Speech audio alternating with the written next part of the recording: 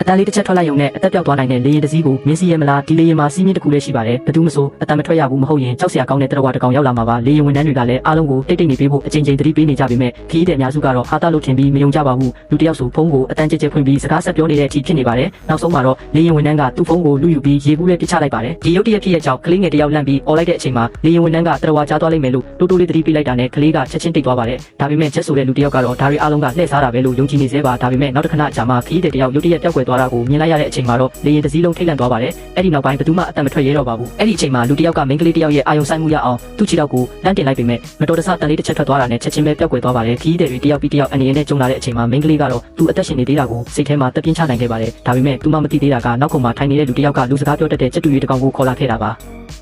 ရုတ်တရက်ချက်တူလေးကဟဲလိုလို့អော်လိုက်တဲ့အချိန်မှာအခြေအနေကပြန်ပြီးထိမရတော့ပါဘူးခဏကြာမှတော့လေရင်ဆင်းတော့မယ်လို့ကြေညာလိုက်တာကြောင့်အားလုံးအတန်မထွက်ပဲဝမ်းသာနေကြပါတယ်အိမ်မက်ဆုံးပြီးသွားပြီလို့ထင်ထားတဲ့အချိန်မှာပဲတစ်စက္ကန့်ကြာအားလုံးကိုထပ်ပြီးထိတ်လန့်စေမဲ့အဖြစ်အပျက်တစ်ခုဖြစ်လာပါတော့တယ်ဒီလိုအတန်ထွက်တာနဲ့အသက်အန္တရာယ်ရှိတဲ့အခြေအနေမှာမင်းဆိုရင်တိတ်တိတ်နေနိုင်မလားခံမဲ့မှာပြောခဲ့ပါ